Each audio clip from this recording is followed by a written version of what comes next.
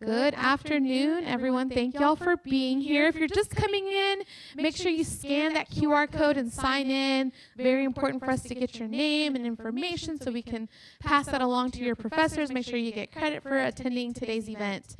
Well, my name is Anna Contreras, and I am one of your coordinators of student activities here at the Northeast Campus. Thank you all so much for coming, supporting the work of your faculty members, and listening to just the amazing wealth of knowledge that they're going to share with us today. I wanted just to share a little bit about our upcoming events. For Black History Month. Did y'all know in February we celebrate Black History Month? And so we've got a lot of really great programming going on. Y'all go ahead and come on in. We'll get y'all signed in towards the end, but I don't want to hold y'all up, so just come on in. There's plenty of seats up here at the front. Looks like someone brought their whole class, so that's exciting. All right, I'll wait till this group comes in. We may need to get some chairs. Y'all come on in, find a seat. We may be okay. Right up here, there's plenty of seats right up here. There's another table right up here with plenty of seats.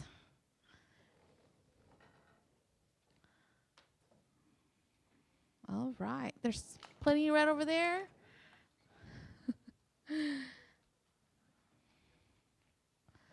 All right. Okay, so again, my name is Anna Contreras. I'm your coordinator of student activities here at the Northeast Campus. We're very happy that you all are being a part of this event and supporting the work of our faculty. And then also in honor of Black History Month, we're going to learn so much today, and I hope that you are excited to be here.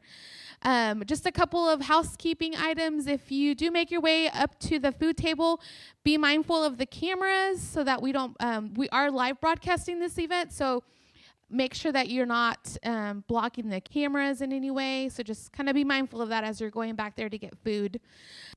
So I wanted just to share really quickly some of the upcoming events we have in honor of Black History Month. There's also a poster in the back if you want to grab a picture of that later, and there's also flyers going around campus and in your email. Just wanted to share a couple things. So next week we're going to be having an event called One Time for the Second Line. We're having a speaker who's going to talk about the festivity of Carnival season in New Orleans and the rich history behind that. That'll be next Wednesday, February 15th, 12:30 to 1:30 p.m. We are taking a field trip to Greenwood Rising Museum in Tulsa, Oklahoma. If you're familiar with Black Wall Street or the Tulsa Race Massacres, that is just a trip we're taking to learn about that. And so it's a all expense paid trip. It's a one-day trip to Oklahoma, and it's going to be district-wide, so you'll get to meet students from other campuses. That's going to be going on Friday, February 17th. The deadline for the sign-up is this Friday, so if you're interested, please do that today. Sign up so we can get you set up for that. On Tuesday, February 21st, we're going to be having our African American read-in. This year's topic is Renaissance, Silent Voices Speak. So there'll be several opportunities for that at 9:30, 12, 12:30. So please be sure to check those out. Celebrating Strides is going on. This is our district-wide Black History Month celebration. So we get together with all the other campuses, and that's going to be going on Tuesday, February 28th. We have a financial theme to it, so it's building wealth and things like that. So it's going to be a really, really great conversation, really great event. And before the actual event that will take place at 11:30, we will also have a financial literacy seminar at 9:30 a.m. on that same date, Tuesday, February 28th. So there's lots going on. Make sure you grab that picture. Look out for those flyers. We would love to have you all be a part of our events. All right. So at the end, we will ask you all to fill out a evaluation. So please don't leave without submitting that. And those of you who came in kind of late, before you leave, make sure that you sign in for us, okay? That way you can get the credit from your professor and all of that, and you're all good to go. All right, well, help me welcome our faculty. Dr. Murray is going to be our moderator. So y'all help me welcome and give it up for Dr. Morgan.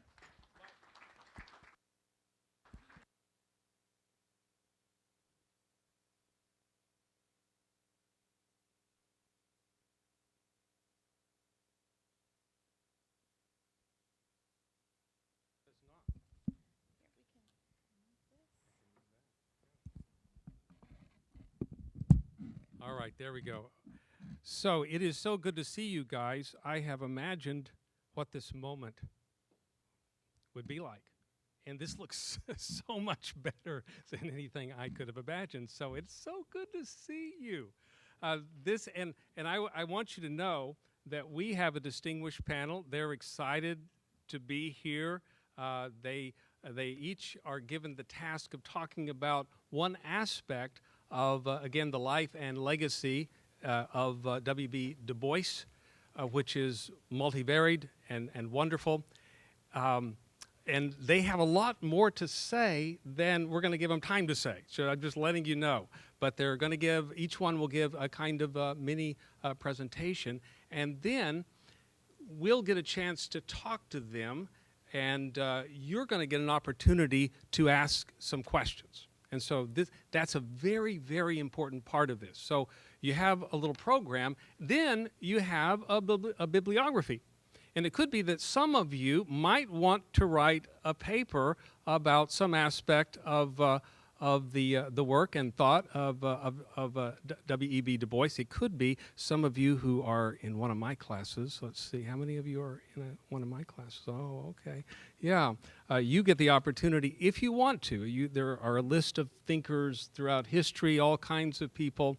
And the question is the question of human dignity. What is implied about the work of Aristotle, or Nietzsche, or Jean-Paul Sartre, or Simone de Beauvoir, about the question of dignity? And one of the choices is W.B. Du Bois. So you're going to get, if you're choosing to do that, you guys in my class, you're going to get a little bump, a little help there. So you might want to take advantage of this in that regard. And some of you at some point are going to be writing master's theses. Anyone at some point you think you might be? Yeah? All right, there we go. And maybe even PhD dissertations, yes. And it could be that what we're going to do in the next few minutes will be something that will be, in fact, helpful. So, as you are here, engage in active listening. And one of the things you can do is, hopefully you have a pencil or pen or something, you can make notes, and especially when you think of a question, write that down, and I hope you will be ready and brave enough to ask that question when we come to that particular point. All right. So, our first speaker is someone new to the Northeast campus. And so this is the way we get to welcome him. He is a new historian on campus. He teaches history. He is a PhD candidate. I don't know what his focus is, but he's going to tell us a little bit about that. And his name is Mustafa Kenyatta. And Mustafa, come on up. All right, fantastic. Let's give him a big hand. Let's welcome him to Northeast Campus, all right? Okay. So, tell us a little bit about yourself, all right? Okay. And because some of these guys are going to be in one of your classes, all right? So you kind of see them out there. I know, it's kind of scary, right? But it's a good bunch. All right. All right. Thank you very much. Okay. All right. Good afternoon, everyone. Good afternoon, everyone. My name is Mustafa Kenyatta, Dr. Northeast Campus. I currently teach 1301 and 1302, so that's United States 77 to the present. So currently in 1301, we're talking about the 13 colonies. Does that sound familiar to anyone? Okay. Maybe, maybe not. All right, and then 1302, we're talking about the Gilded Age. We're early in the 20th century. We're talking about good old, Rockefeller and Vanderbilt and all the wealth that's matriculating in the United States and disparities in the wealth and poverty. So that's sort of where we are right now currently in my classes. In addition to teaching United States history here, I'm also a teaching fellow at the University of North Texas. And for this school year, I'm teaching the African American history classes. So teaching both the first half and second half sort of corresponding, like we would see with United States history, sort of going up to the Civil War. And then this semester, that was the fall semester and the spring semester, teaching the second half. So sort of moving past Reconstruction, which a lot of this plays into W.B. Du Bois. I am a doctoral candidate working on my dissertation currently, which is dealing with race and sports, Texas high school football. The center of my project is Oak Cliff area of Dallas. Anybody familiar with that area? Dallas, okay, and Dallas Carter football program, very prominent, the 70s, 80s, and 90s, and sort of looking at that in a greater context again, race, and then again sport and geography throughout the state of Texas. So your inner city high schools juxtaposed with your rural areas like your Odessa Permians, and then like your suburban schools like your Planos and Lake Highlands, things of that nature. So that's what it's sort of my focus is on. Okay, so W.B. Du Bois. I'm here to sort of introduce him and break him in. I hope if he was here, he'd be proud. Try to do a little intro like a hype man for James Brown would. So, all right. So if I was to begin or to title this presentation, I would, if it was mine, I thought about this, and I probably would title it Black Man International. And so, I mean, you might want to think of it, say, well, international black man, but no, he's black man first. This is gonna go first because emphasis, though it wasn't exclusively issues with race in America, but that was where he started and where he came up through, and then it's gonna expand out. So I'll talk a little bit about that here. So W.B. Du Bois was born in Great Barrington, Massachusetts, 1868. And he's different case. So he grows up in a place where schools are integrated. Massachusetts, no slavery, and it's a small free black population. So it's actually integrated. So he deals with his fair share of racism, but he is still allowed to excel and really indulge in academics. His mother was proponent education. He's gonna graduate. He's gonna get his high school diploma, and through the help of the community, they're gonna pay his tuition, allow him to go to college. He's gonna end up at Fisk University in Nashville, Tennessee, which is we say now HBCU, historically black university. So he goes there, he gets his bachelor's degree, and then he's gone to end up at Harvard College. So Harvard College is the undergrad part of Harvard University. And so he'll do his graduate work. He'll that's his bachelor's degree. He'll get a second bachelor's degree, in history. Then he'll begin his graduate work to find himself in Germany, in Berlin. And so he's in Germany during this time, and then he sort of tours Europe extensively, and it really opens him up. And so we're gonna see this a little bit later. Comes back to the United States, Harvard. He completes his PhD, gets his PhD in history. His dissertation is on the suppression of the American slave trade. And then he begins different teaching jobs.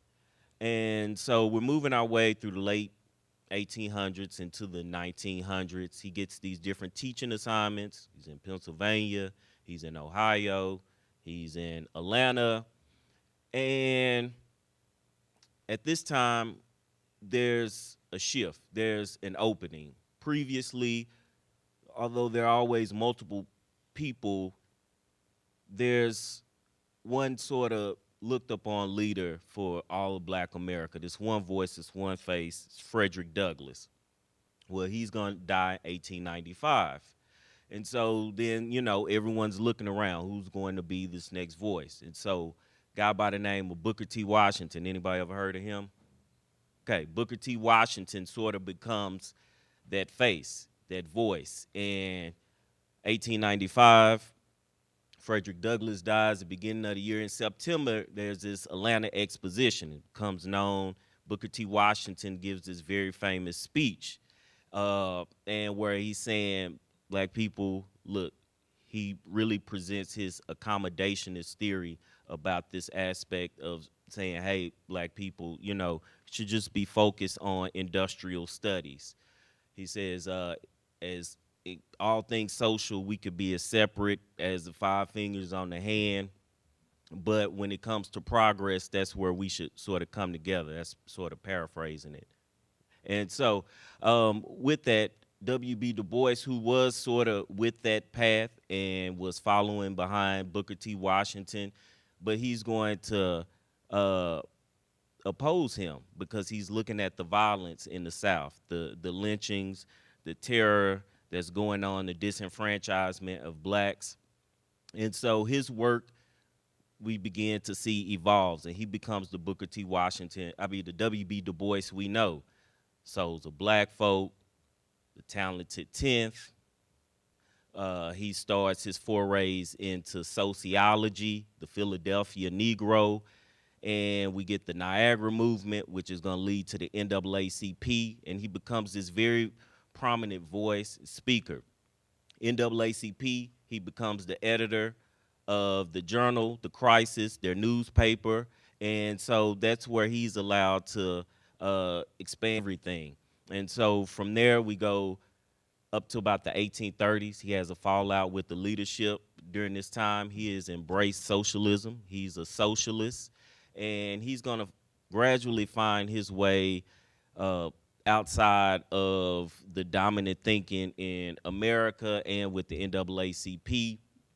He's going to come back with the NAACP for a little bit in the 1940s, but disagreements with the leadership. He's more to the left of the moderate left thinking with the leadership, and eventually, because of the Red Scare, the communists, the Cold War, he finds himself a man without a country. United States revoke his passport, but he eventually get it back, and he tours other countries, other places around the world, very international. Again, his time in Berlin really opened him up to these different thoughts and ideas about not only Black people in America, but throughout the world. He's going to be at the 5th Pan-African Congress in Manchester, England, and a lot of the Pan-Africanists there are African leaders, men like Jomo Kenyatta, Kwame Nkrumah, Julius Nyerere, men who are going to go back to their countries in Africa and going to lead these independent movements. W.B. Du Bois eventually will find his way in Ghana, and he will sort of live through everybody. He lived through Booker T. Washington, Marcus Garvey, all the way up to Martin Luther King and Malcolm X. And in 1963, he's going to live to be 95 years old. He will die in Accra, Ghana, and that's where his remains are now. And so a beloved figure both in America and throughout the world, but especially in Africa as well. And so not only was he a historian, but he was a sociologist, he was a journalist, he was a poet, obviously he was an author, and his idea and belief were clearly that the advancement of education was important for black people, and that black people were as capable as anyone else, any other race, to be prominent. The talented 10th was this idea of initially the vanguard of the educated black population as leaders of progressing black people in society. But later on, he wasn't fixed to that. It was flexible. And so whoever's leading the charge in advancing rights for the black people. So had he lived a little bit longer, he would have, we can likely assume, appreciated the works of the Black Panther Party, because this is what the NAACP is doing. They're speaking out against lynching, Jim Crow. So anything that's racism towards black people, he's obviously fighting against. And he was a tireless advocate for his people, both here in America as a black man, but also as a Pan-Africanist globally. And so that, in part, is why we're here today and why we still talk about him, and we still read his works and appreciate the work that he did, that today we can all sit here coming from all different places and be different races and be respectful of one another. So it's W.B. Du Bois. All right. Thank you. Wow. Thank you so much. Thank you, Professor Kenyatta. You did it. Oh my goodness. That's fantastic. So we appreciate that so much. So I hope you heard. I've never heard such a wonderful overview of the significant points of the life of W.B. Du Bois, or maybe anyone else. So fantastic. Thank you so very, very much. All right. So as I look out there, you guys are incredibly attentive. Some of you look a little bit hungry. I'm not sure. There's some lonely people over there by the sandwiches. They look a little sad. And we're informal enough that if you're hungry, go ahead and get a sandwich, all right? I don't think there's any, guys, is that all right? If they go get a sandwich, yeah, there's no problem there. And it's good stuff. So I'm just telling you that would be fine if you would do that. That would be great. Well, all right. So I'd like to introduce to you Professor Christopher Douglas, someone who's actually been my friend for a number of years before we both were full-time faculty members here on the Northeast campus. So let me say a few things about him. Christopher Douglas has over 20 years of experience in education. He holds a bachelor's degree from Rowan University in Glassboro, New Jersey, and a master's degree from Temple University in Philadelphia, both in political science. During the past 12 years, he has served the Tarrant County College District in various capacities, including assistant professor of government, discipline coordinator for government, geography, math, and the director of student success.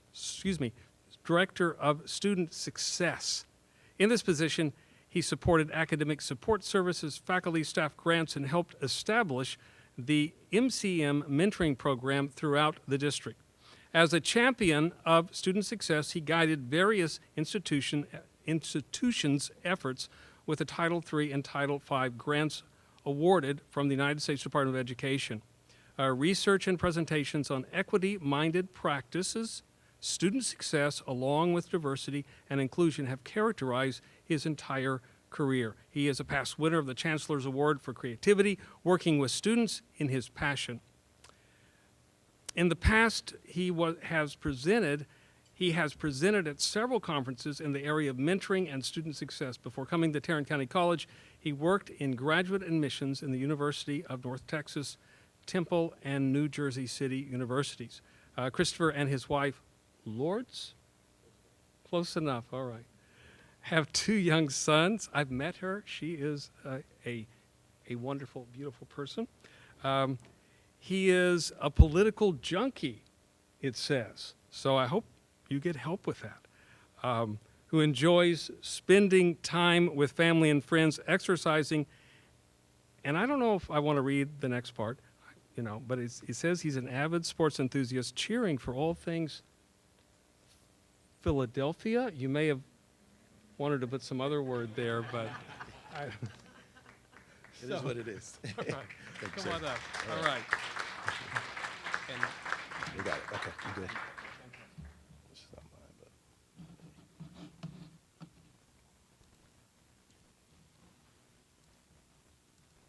but- All right, good afternoon. That was good enough for me. All right, we're going to keep it moving. I have as my charge to talk about W.B. Du Bois in a political context, and I see a lot of things through the lenses of government because I'm a political scientist teacher and a little bit obsessed with government.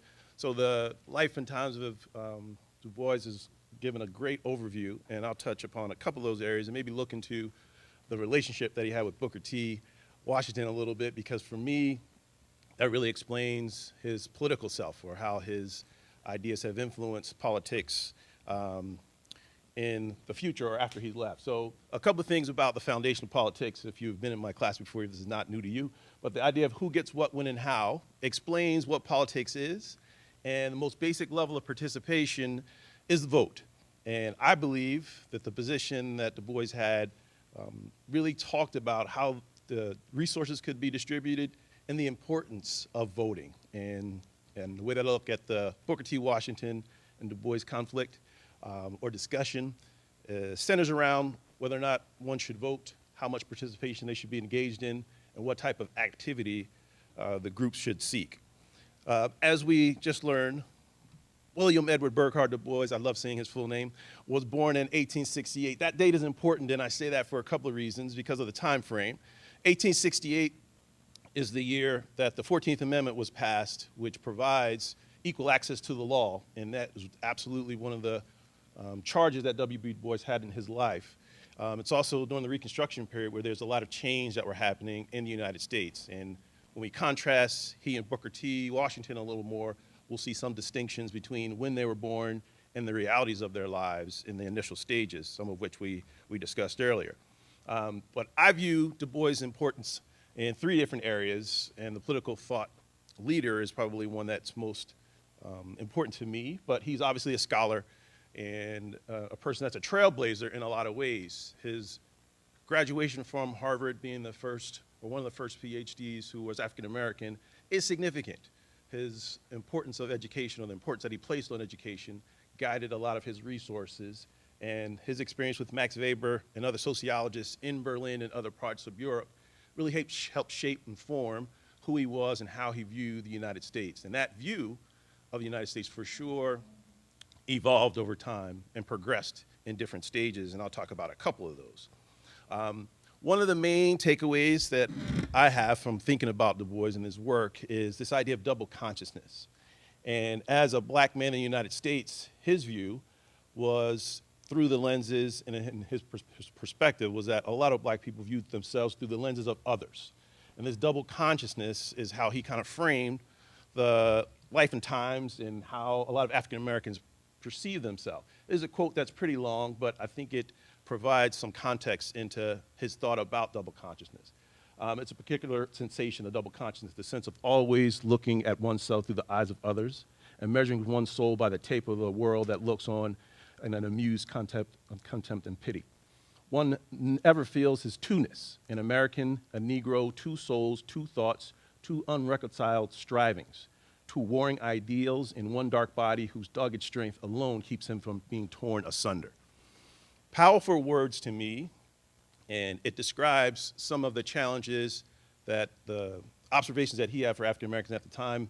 And if you were to read his works, particularly the Philadelphia Negro, which was written in 1899, a lot of the same challenges and discussion that he's talking about are present today. That book resonates with me a little bit because I lived in Philadelphia for a significant part of my life, and as he's doing the ethnographic research, a lot of the areas that he's referencing and some of the things that he makes mention to are very familiar, places that I actually lived. So his role as a scholar, as a thought leader, and providing insight into how we view ourselves as people and as black people in the United States, to me, is one of the biggest takeaways in how his political ideas developed. I want to spend a little time talking about the discussion between Du Bois and Booker T. Washington.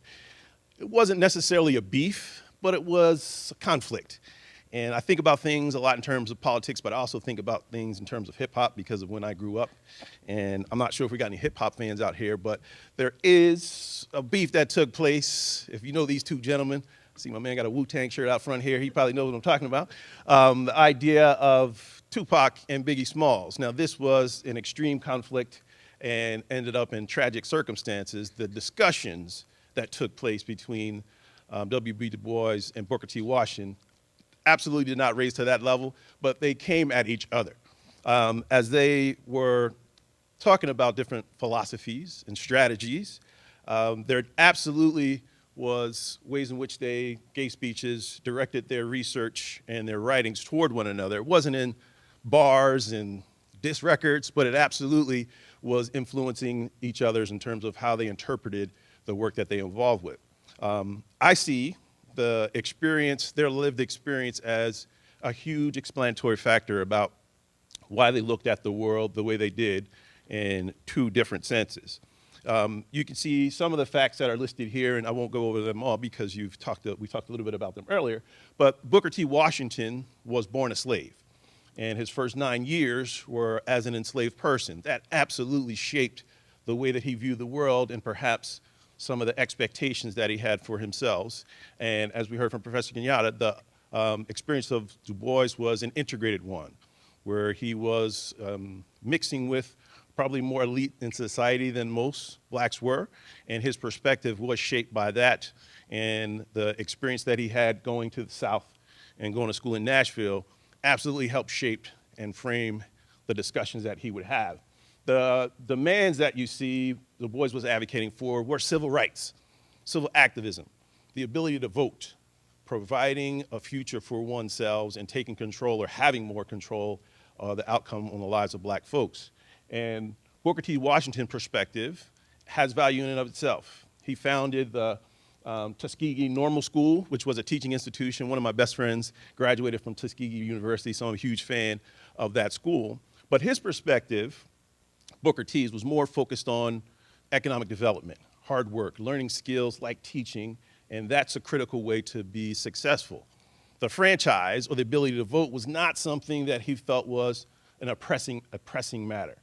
And Du Bois, on the opposite of that, felt that it was the only matter, gaining economic progress you could make. And he definitely took a left turn, so to speak. States where access was not granted fully to African Americans, and that shaped the formation of the NAACP, which to me is one of the significant crowning achievements of W.B. Du Bois' political life or active life that still sustains today. Booker T is known for the Atlantic Compromise speech, where there was a discussion about what was the best course of action, and like I said, it was in conflict to a large degree with what Du Bois wanted to have happen, the idea of vocational education.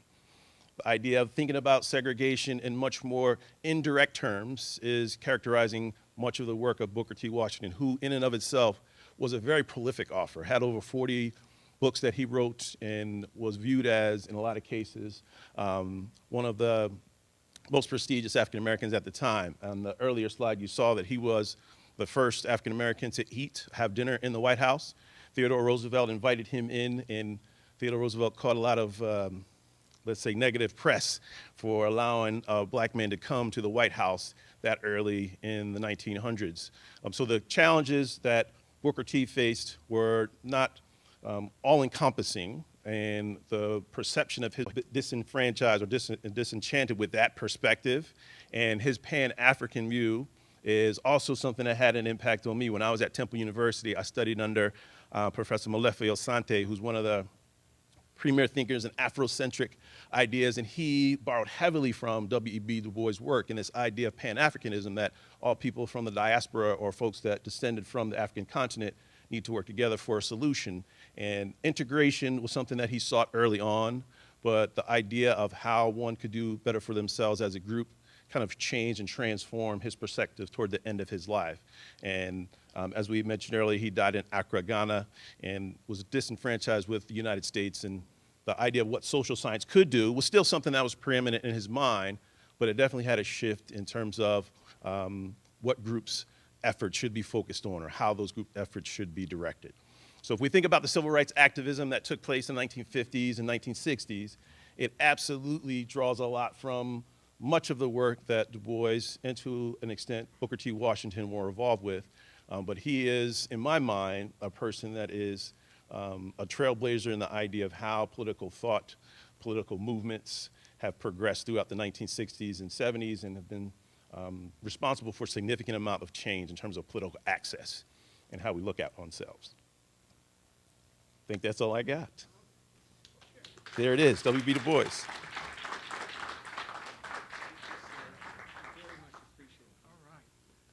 Wow, thank you very, very, very much. So, Dr. Murray Fortner was to be here. How many of you have Dr. Fortner as a professor, as a teacher this semester? Well, no one. Well, that's too bad because you missed something this semester if you didn't have him. Not only does he give you wonderful content, but he brings his own character with it, and he will teach you and he will inspire you. Matter of fact, he'll coach you. You know, you're ready to go out in the world after you've had a class with Dr. Fortner. Well, he could not make it. He had a conflict. I'm sorry about that, but he wanted a poem to be read. He did not write the poem, but it deals with this subject about the disagreement between Booker T. Washington and W.B. Du Bois. And let me put this down. And so I'm going to go ahead and read this and to you guys. And then I believe, Dr. Riley, you're going to be after that. Yeah, oh, fantastic. All right. And Dr. Riley is going to talk about Du Bois's contributions in literature as a novelist, as a short story writer, etc. So I look forward to that. So here we go. A poem by Dudley Randall, and it's called Booker T. and W.E.B. All right? It seems to me, said Booker T., it shows a mighty lot of cheek to study chemistry and Greek when Mr. Charlie needs a hand to hoe the cotton on his land. And when Miss Ann looks for a cook, why stick your nose inside a book? I don't agree, said W.E.B. If I should have the drive to seek knowledge of chemistry or Greek, I'll do it. Charles and Miss can look another place for hand or cook. Some men rejoice in skill of hand, and some in cultivating land, but there are others who maintain the right to cultivate the brain. It seems to me, said Booker T., that all you folks have missed the boat who shout about the right to vote and spend vain days and sleepless nights in uproar over civil rights. Just keep your mouths shut. Do not grouse, but work and save and buy a house. I don't agree, said W.E.B., for what can properly avail if dignity and justice fail? Unless you help to make the laws, they'll steal your house with trumped-up claws. A rope's as tight, a fire as hot, no matter how much cash you've got. Speak soft and try your little plan, but as for me, I'll be a man.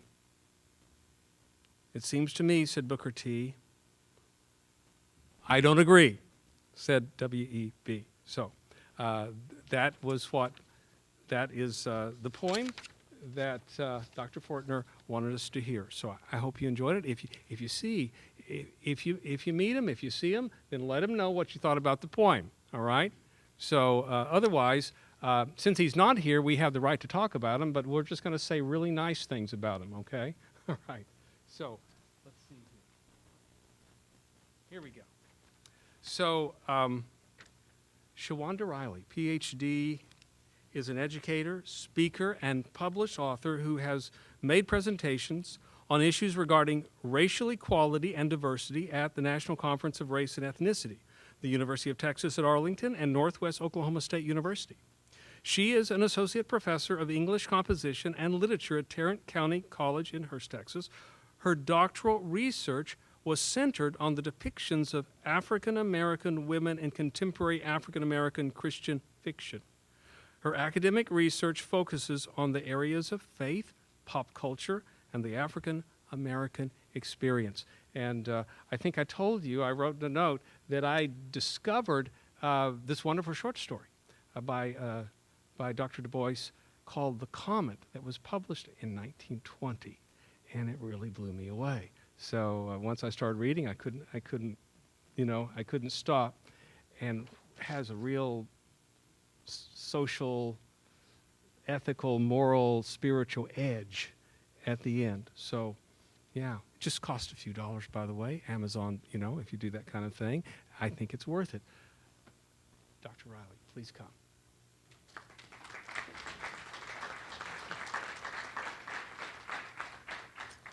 Good afternoon, everybody. How are y'all doing?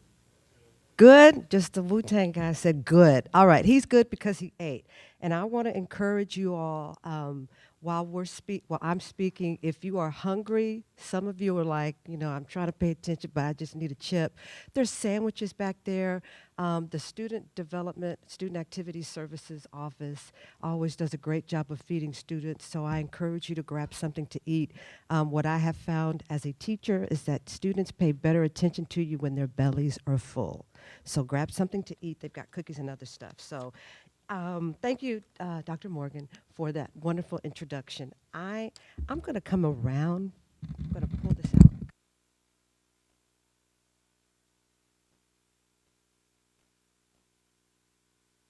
So, all right, good. Because I felt like I was hiding back there, right? So I teach English here on the Northeast campus. I think I saw one of my students here. Actually, hey, how are y'all doing? I knew it. All right, so I'm so glad to see y'all. So the students that have me know I do talk a lot, and I love to talk about the importance of writing, right? Not just because I'm a writer, and not just because I'm a teacher, but I believe that with people like Du Bois, right? And the question was always not, who is better, him or Washington, but how to actually pronounce his last name, Is it Du Bois or is it Du Bois, right? He said it's Du Bois. But the thing about Du Bois, he had all of this wonderful background as an international traveler, as someone who studied a variety of academic disciplines. And one of the things that he did is he pulled all of it together in his writing. Right? And what we do as English teachers, we tell you that you can write about anything, right? How many of y'all have had English? Your teachers tell you write about anything, right? They also tell you write about your experience, right? Right. So that always makes the best writing. And what Du Bois did is he actually wrote about the things he experienced. And what I'm going to focus on for the short time that I'm before you is his book, The Souls of Black Folk. And for those of you who are interested in reading something that it's different than what's out there, but if you read his work that was published in 1903, over 120 years ago, what you'll find is that it's actually still very relevant to what is happening right now. And by right now, I don't mean back in 2022 or back in the 1970s, but I'm actually talking about things that are happening right now in 2023. The year is fresh. We've already had some really interesting things happen in the news, politically. We've had issues relating to racial violence. We've had issues of racial identity that have come up. Did anybody see the Grammy Awards? Okay. Y'all know what the thing about everybody's mad because Beyonce didn't win the award and, Harry Styles got it and all that other stuff. And they said she was robbed. She was a black woman. She was robbed. And they talked in the news and in the press about all of the things that she's accomplished, but yet she's only seen a certain way. If you read The Souls of Black Folk, you see those same issues that Du Bois writes about. And what I'm going to do in the short amount of time, like I said earlier, is just kind of give you an overview of that book. Because if you start with that book, it actually will give you a good idea of what to expect when you read the rest of his works, like the Philadelphia Experiment, right? So, The Souls of Black Folk, published in 1903. How did he write The Souls of Black Folk? Anybody want to take a guess? How do you write a book? It's not a joke. It's not one page at a time. So what did he do? He was a writer for the Crisis magazine, the journal from the NAACP. He was also a writer for the Atlantic Monthly. And so what he did is what a lot of us writers do, and maybe some of y'all do as well. You write bits and pieces, and then you pull it all together. And so he had all of these journal articles that he'd written on different topics, sociological issues of him traveling through the South and what he experienced. He was like the consummate outsider. He grew up in an integrated neighborhood up north, but then he ended up moving down south, went to school at Fisk University in Tennessee. We love Tennessee, it's a great state. And he ended up seeing things from this unique perspective because he's like, you know, I grew up integrated schools. He dealt with issues of racism, but for the most part, his worldview was kind of open. Then he gets to the South, and those of us that have roots and we love the South, but it's got a different culture. And so he was shocked. And one of the things that he saw early on in his experiences in the South, he was actually a teacher. He had this degree when he graduated from Fisk. And, you know, back then they didn't give teachers really cool houses to live in. They actually lived in the communities with people of the kids that they taught. Wouldn't y'all love that? Someone said no. I heard that. Imagine you are assigned to teach at a college, at a high school, and because they can't afford to pay you, they said, we can only afford to give you so much, but we'll let you live in the house of this prominent citizen or this family. So he lived with families, right? And he walked around and he saw all of these different things in the South. And in the early 1900s, we had some things that happened here in the United States, including Texas and Tennessee, many lynchings that took place. And so having been exposed to all of these things coming from the North, his idea of the atrocities of lynching were horrifying to him. And what did he do as a writer? He wrote about it. And so he took those journals of the experiences of going through the South and hearing about lynchings. There was one in particular that struck him of a man who was, oh boy, I hate talking about these things. Y'all know what lynchings are, right? Okay, so I don't have to go into all the details. So it was a pretty bad lynching. And he went to the community in an attempt to try to, you know, prevent it from happening, but he got there too late. And so he ended up hearing about some of the body parts of the man that was the victim of that lynching being sold in the grocery stores there, right? Yeah, that's pretty bad. So he wrote about that, right? If you read the book, The Souls of Black Folk, you'll find out, right? So if you read those things, right? And so he saw it, he wrote about it. Now, what was his point in writing about it? Was he trying to shock people, like he said, Texas Chainsaw Massacre type stuff? No, he was actually going for a very specific audience. Who do you think his audience was? This is 1903. Slavery ended in what year? Not the teachers, not the teachers. When did slavery end? Oh my goodness, what year? Okay, can I give y'all like the century? It was 18. Thank you so much. Is that my student right there? All right, there we go. All right, yes, he's in my count too. All right, so 1865, right? And so the book came out in 1903.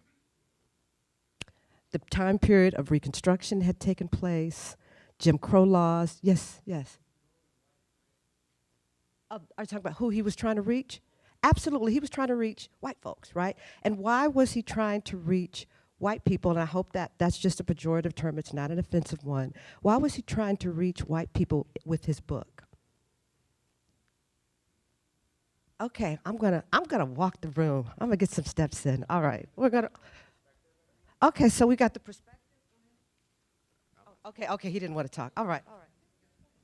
Because white people have the power to do something. Okay, So white people had the power to do something. This is 1903. Does that relate to something that's happening still in 2023? We all have the power to do something, right?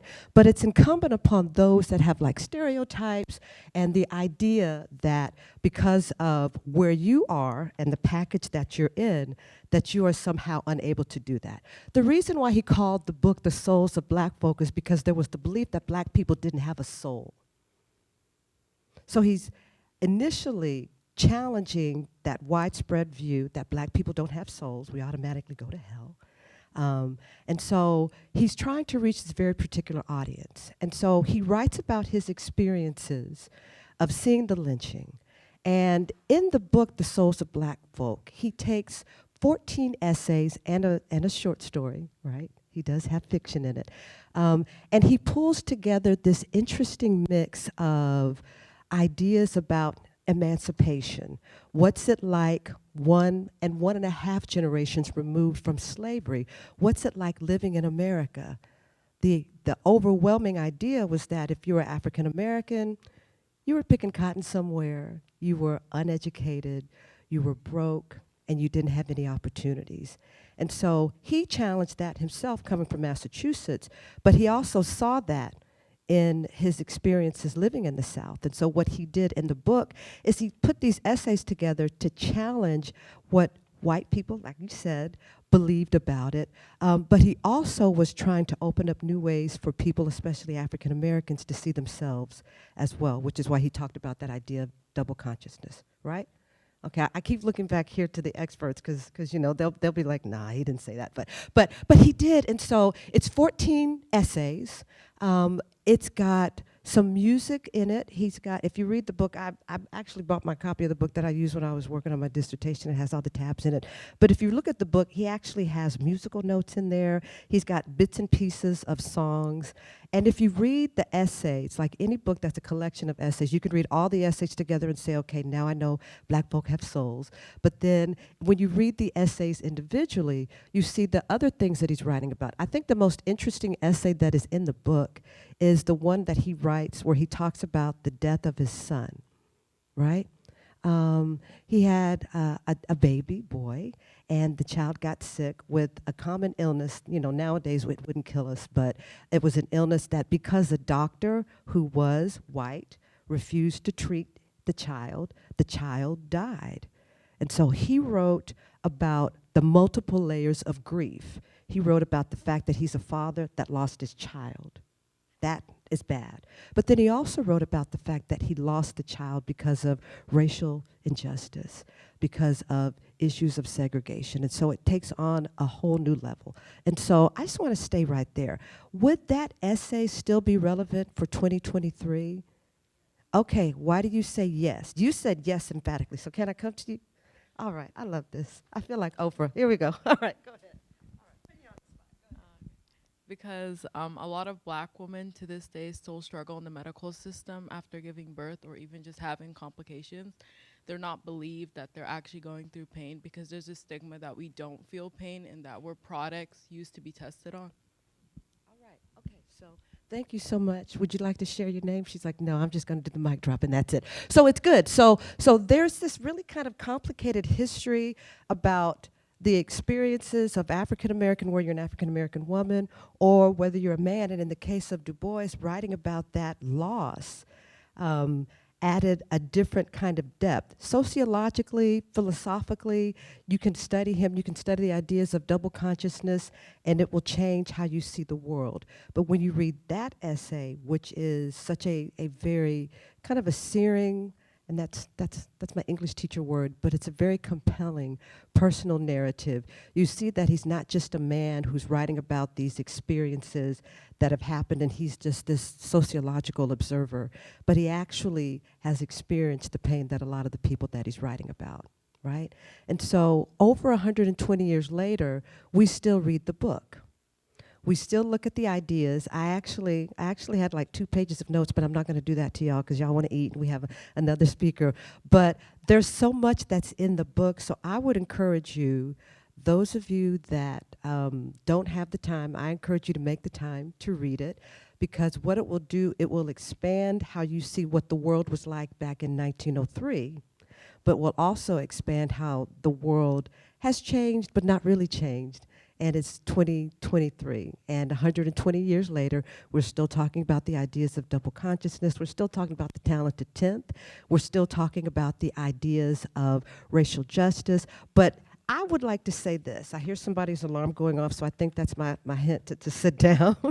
But I would just say this. As someone who is a teacher of English, and I teach students about the importance of writing, I would encourage you to follow his example. And as you experience your life, to keep a journal, because who knows, in another 20 or 30 years, the journal that you wrote, just like he wrote those essays and those articles about his everyday experiences, might be the things that impact and change the world in which you live. And who knew? I knew he knew his work was important, but I'm sure he didn't know back in 1903 when he put those articles together because somebody asked him. He didn't really want to, but they said, you got to do it, your stuff is good. And then now it's influenced sociology, it's influenced religion. He wrote about the African American church in the book. He wrote from the idea of grieving the loss of his son. He wrote about politics. About the only thing he didn't write about was Philadelphia Eagles, because they didn't exist back then. All right, so that's it. We're going to have an opportunity to answer questions hopefully a little later so we can give you some more information. So thank y'all, and thank y'all for audience participation. I appreciate it. Thank you so much. That was beautiful. Thank you. All right, Dr. Riley, thank you so much. There are times when when an ordinary moment becomes a special moment, and that certainly happened. So thank you. We stepped out of Chronos into Kairos, so thank you. Well, let's see here. I have too many things in my hand, so let me put one of them down. And the last speaker right now on the program is Dr. Jeff Herr, and his field is education. Dr. Herr is an instructional theorist who uses caring, real, and experiential means to engage and inspire his students. As a former middle and high school English teacher who survived, evidently, that, so way to go, Dr. Herr's experiences in area schools spurred an interest in helping his students reach a realm of self-confidence and embracing cultures different from his own.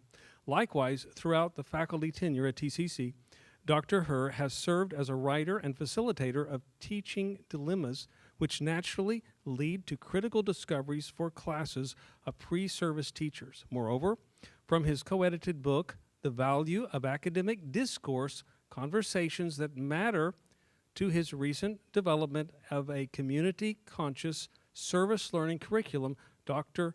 Herr serves an advocate for equitable change, proceeding from the conversation to action. When not enjoying the classroom and the camaraderie of South Campus, Dr. Herr enjoys spending time with his wife and 4 kids, working the land, exercising, exploring the 5 boroughs of New York City, doing philosophy, talking Yankees baseball, and spitting freestyle rhymes. Wow. All right. Well, come on up here. It is Dr. Herr. Yeah. So he has come all the way up from the South Campus, so we're really glad to have him. So Forest Hill represent. Who? Anybody?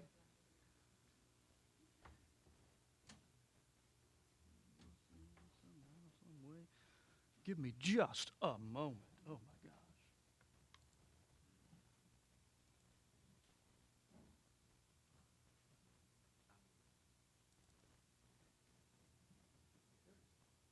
Here we go. We want to go from slideshow. Dr. Morgan, is there a clicker of any sort? It's okay. I'll make it work. I'll make it work. Good stuff. Dr. Jeffrey Herr here. Any future teachers out there? I teach oh, nice. Excellent program we have at Northeast Campus as well, I know for sure. those people. So also teach hip-hop as well. Any educators plus hip-hop artists?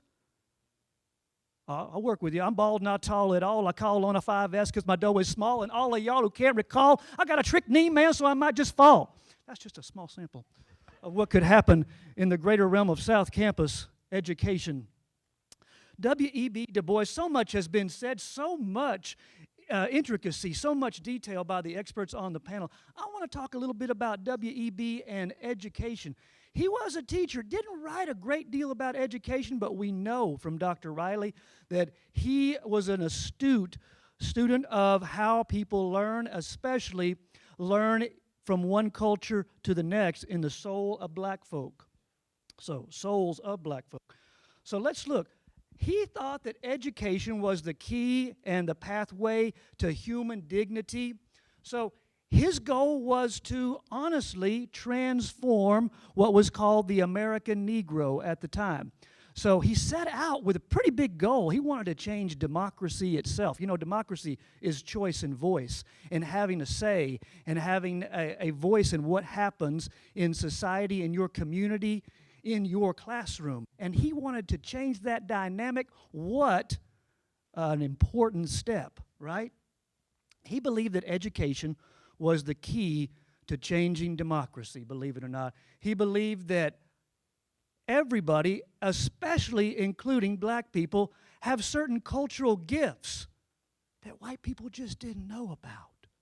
That if they did know about it, they would be accepting. And as I was listening to our panelists, I've come to realize that just today, just a couple of minutes ago, that because Du Bois was raised in an integrated North Massachusetts, perhaps his involvement with being in classrooms with white students helped him to believe that there could be an appreciation for black cultural gifts, more so than he experienced in the South. I'm thinking that's just an epiphany that came to me like 10 minutes ago, believe it or not. That maybe his upbringing in the North made him think that, oh, more people will be open to the gifts of black culture because that's the experience that I had, at least somewhat probably in Massachusetts. He believed that education, the quality of education that is, on par with what white people were getting, should be, it would open up avenues for black peoples to be fully human, full citizens in our country, which we are still wrestling with today. By the way, this talk that we're having is not a Ron DeSantis approved lecture, but I'm looking. He ain't here, so we're going to continue.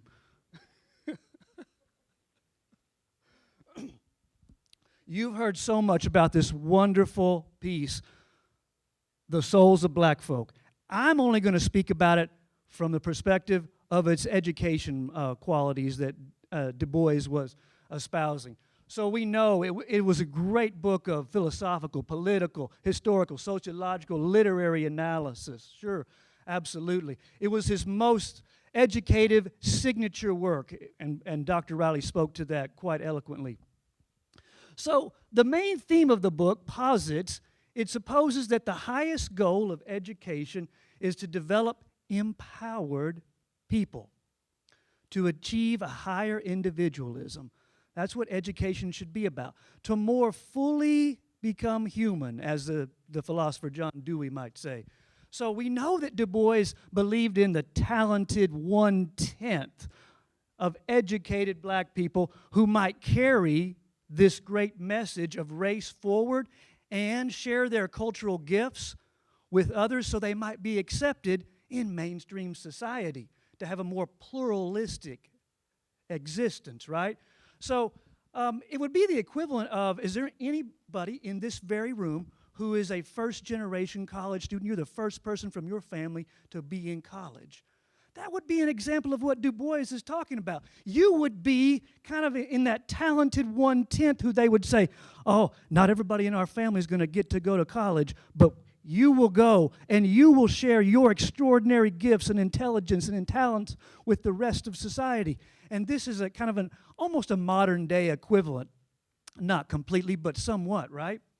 So thematically, this book offers an educational philosophy that proposes a solution to the way black people are treated in society, and he boils it down to this. And I'm glad that Dr. Riley didn't go here yet, because it saves me something to talk about, which is good, because I learned so much from just knowing more about that book.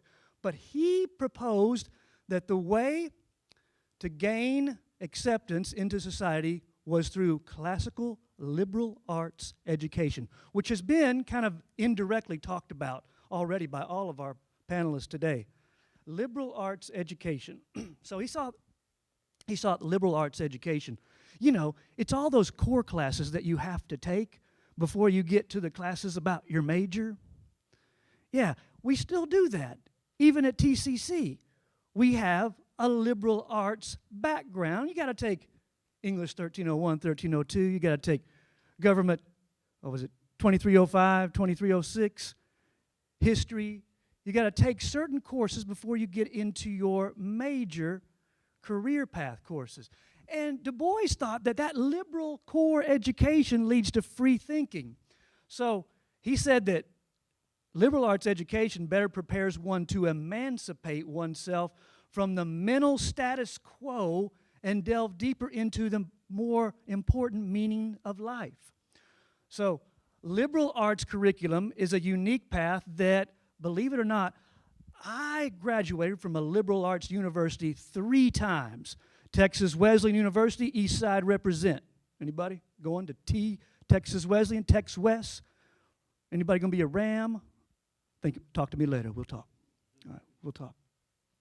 Anyway, it's a liberal arts college university.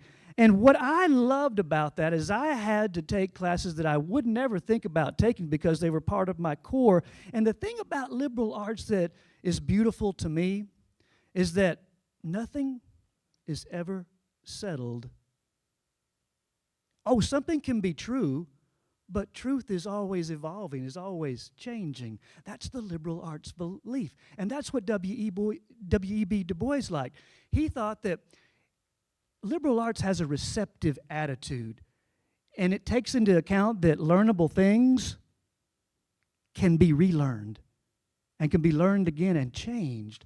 So the attitude responds to the fact that truth, goodness, and beauty, those 3 pillars of philosophy, right, that are constantly under adjustment. They're not set in stone, that things can always evolve and change. And so when you think about the black consciousness, the black experience, we think about, that's a really important thing to say. We want an education where things can change because things were not allowing black people to be more fully human. And so to accept an educational format like liberal arts means that, I can embrace change. And if you embrace liberal arts, then you embrace change or progress. So Du Bois tells us that at the heart of liberal arts education is book learning. He was all about the book, about reading as being the central aspect to learning through the liberal arts. He says that book learning is the fundamental element of freedom. And Dr. Riley talked about the beauty of the book, The Souls of Black Folks. She talked about the musical and poetic qualities of the book. I think that is so important. Du Bois said that if any learning is going to be receptive, it has to be musical. Oh man, he would have been a huge hip-hop head if he were alive today. He had poetry, he had music inside the book, as was pointed out. And he says the way that we learn best, the way that we are receptive to learning is through song. How many of you use a mnemonic device when you study for a test that relates to music or song? I'm one of them. I can learn things better when I hear it in the form of poetry or song. He's saying that that is a beautiful way of liberal arts education. It allows for a receptive sharing of gifts through poetic experience, and music and poetry help to shape your receptivity. It helps your brain decipher and take in the book learning that he so espoused. So he says that a aesthetic education or beauty in education is a cultivation of receptivity. So that's why you see so many, or you read so many poems and songs in the souls of black folk, because he thought that's the best way to learn, through poetry and music. Du Bois's theory, the focus on liberal arts, prepares for a way to truly receptive human beings to exist, be they black or white. So he felt like if we could have an education where people understand the gifts of a culture through music and song, it will be widely respected everywhere. And we know that he had a little bit of a beef, a little bit of a conflict with Booker T over the idea of vocational industrial education versus the liberal arts education. It was, and we know that we've heard eloquent speeches and thoughts today on where the stances were. So we know that his contemporary, Booker T. Washington, believed that black progress was predicated on getting a job, having economical means, working vocational in industrial work. And when we think about TCC, the district as a whole, we pride ourselves in a pretty large vocational and industrial program, right? Almost 20% of our students, all district-wide, are enrolled in some sort of vocational program. Did you know that those students also have to take those core liberal arts classes too before they get into those trades, those trade classes? So some of Du Bois's ideas about liberal education still exist today, right? So Du Bois disagreed with Booker T and insisted that book learning would usher in a true revolution for black consciousness. So, and we've heard eloquent talks already about the two and their conflicts there. Where would we find Du Bois today, if I might end? Well, I've already talked about how the curriculum of many K-12 schools, colleges, universities, and TCC, for a great example, has roots in liberal arts education. So it's where you require core classes to help mold a well-rounded individual student. Liberal arts education is not an accumulation of facts. It is always seeing the facts and experimenting with the facts to find out how they evolve and change. Nothing is ever set in a liberal arts program. It's always open for experimentation, experiences, looking into the crux of how it might be altered in different formats with different individuals. Du Bois championed that form of human striving and was open to multiple voices. That's what he loved about liberal arts education. So, in fact, if I must say, he was the founder of multicultural education, believing in the power of multiple voices to gain understanding through experience. He was the foundation of multicultural education, and it's a class that I actually teach on South Campus. So, Intro to Special Populations in Schools is a multicultural class. Panelists, Dr. Morgan, thank you so much. And I will turn this back over. So we have a few more minutes, and at this point, I'm gonna turn to you guys. I want you to, hopefully you already have some questions in mind. We're not gonna be able to ask probably all of the questions, but at least we'd like a few questions to be asked, so don't be shy. And you might direct a question to a particular one of our panelists, or you might just ask a question and allow one of them to field it and to catch it. So let's see here. You've got our microphone. Go right ahead. All right.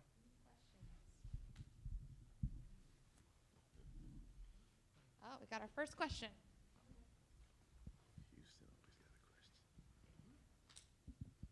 So this was just for the panel as a whole, but I was just wondering, is it fair to say that MLK kind of mixed both the viewpoints of Du Bois and Washington and the idea of not only raising up black people with knowledge and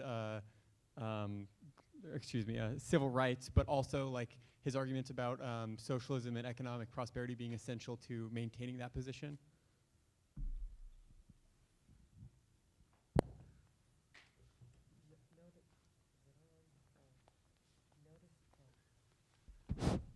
Oh, here we go. Notice I'm giving the mic to Professor Kenyatta.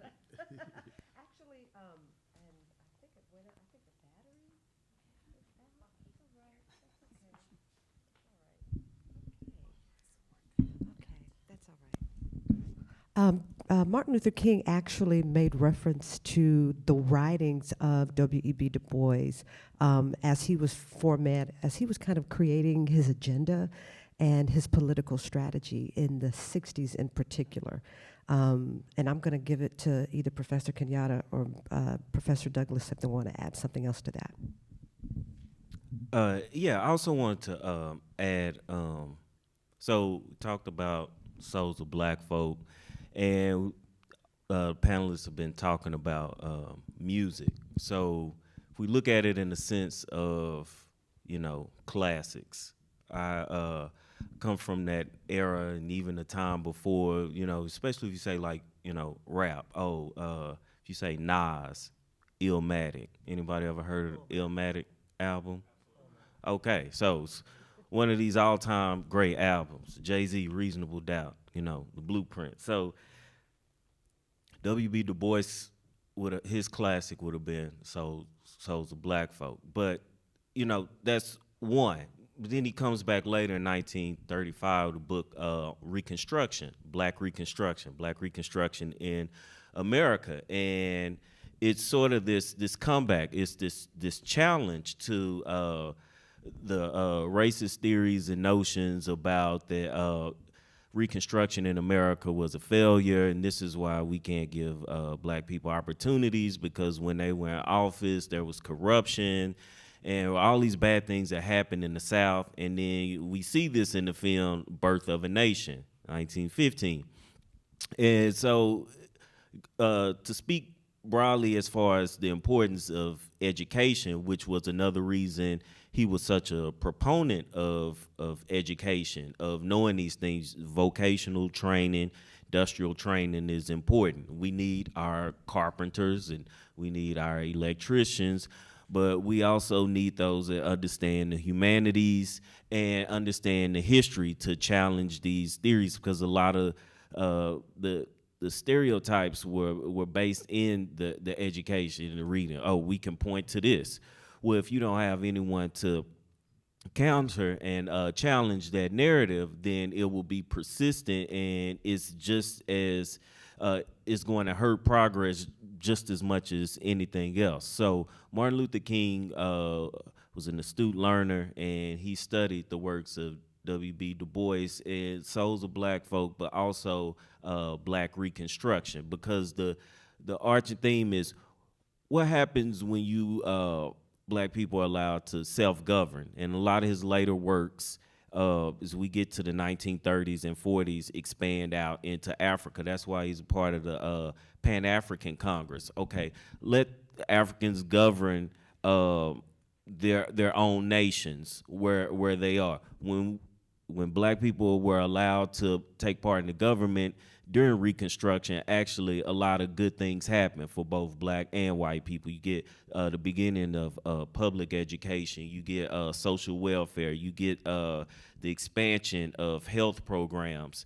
And so to go back to your point about Martin Luther King, there is that tie. Just the way Martin Luther King was, even though Booker T was in opposition strongly too, but Marcus Garvey as well. I need to throw his name out as well, Unia, and both Malcolm X, his parents were Garveyites, but Martin Luther King as well. So I know we're talking about MLK, but him and Malcolm, they both studied and learned from W.B. Du Bois, or I know Marcus Garvey, and then also not only the Souls of Black Folk with Martin Luther King, but also Black Reconstruction in America.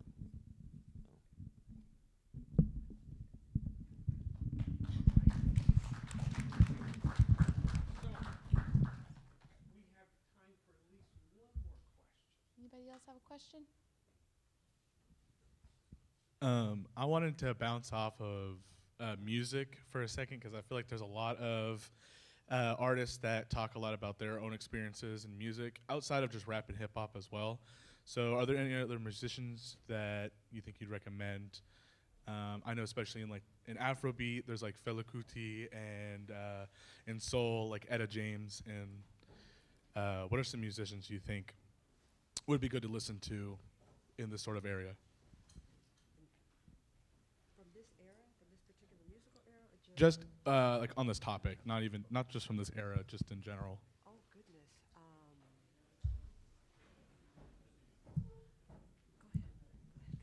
I know we got some transition going on. I just want to say, if y'all are checking out, make sure you sign out or sign in, otherwise, so you get credit for today. And leave your evaluation, please.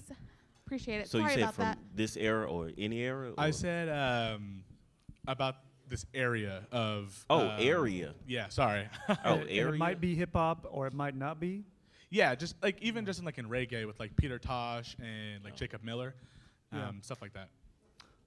I completely fall back on hip hop and then go back to Chuck D and Public Enemy and Lupe Fiasco and Nas, as was mentioned earlier. These are rappers who align completely with Du Bois' philosophy, I believe.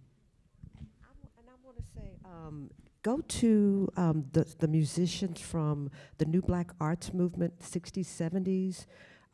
You have the Last Poets, who influenced the rappers. And there was actually a really interesting PBS documentary that showed the influence of rap, because, you know, it's celebrating its 50th year this year. Yeah, it is. It's got an AARP card, right? But the Last Poets, people like Gil Scott-Heron, those are those artists that came about in the 60s and 70s. So it would have been post MLK, post Malcolm X, pre Chuck D, but there's that gap in time where they were still, these issues were still bubbling up, and you had artists like that were still focused on it. Then you also had artists like the Isley Brothers. They did a song, Fight the Power. So you have a number of groups. They may not have done a full album that was focused on these political issues, but they did have that. And then, of course, Marvin Gaye with What's Going On, and James Brown. Earth, Wind, and Fire, and Parliament Funkadelic. I mean, you enjoy the music, but there is sort of this double consciousness in the sense of there's code speak in the music and what they're saying. They're putting out this music that's seemingly about, you know, whatever, Parliament, you know, the mothership connection, you know, things like that. And Earth, Wind, and Fire. I know Verdine White talked. I can't think of this documentary, but he was saying, you know, the platforms, this expression, we're higher up, and the Afro, this consciousness and this link to Africa when there's a strong Pan-Africanist tie. So there's always this double consciousness, especially the music, you know, before the 21st century, frankly. But going back, you know, like the 80s, 70s, 60s, and then also blues artists, you always gonna find the soul there. That's the pulse and the heartbeat of, you know, American popular music. Right. Thank you to our panelists. Whoever we have left, if y'all can give them a round of applause. They did an amazing job.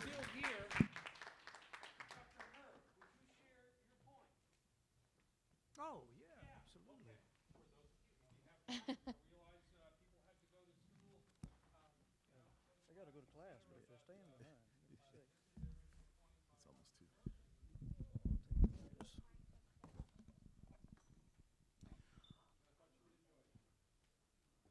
I think this poem is about 12 years old.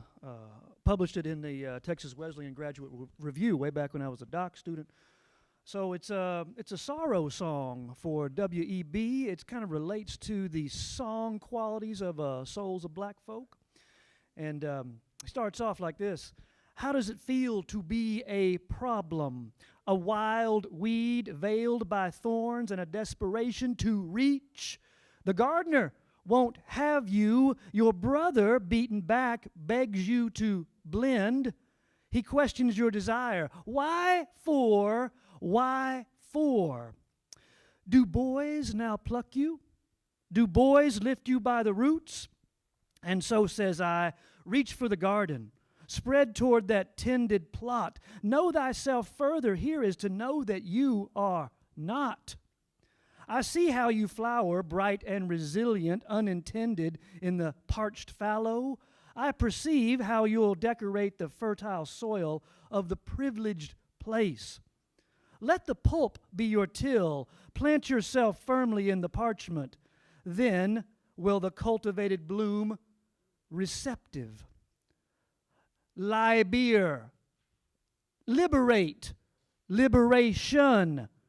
Read their ignorance shedding as petals falling way to a new growth. And in their new creation, you'll find your own, wild with color, fruitful with truth, a beauty to complement all that is known. And for you, a gift, a plot of dignity. That is the garden gift for W.E.B. Du Bois. Fantastic. All right. So, thank you so much. And of course, we thank Dr. Douglas had to leave. Dr. Riley, thank you so much. Yes, Dr. Kenyatta, our soon-to-be Dr. Kenyatta, thank you so much, Dr. Herr. Thank you, and thank you for coming. Thank you, Anna, for helping us, and this whole group back there. Thank you so much. You so blessed us. Thank you, students. Thank you for being here.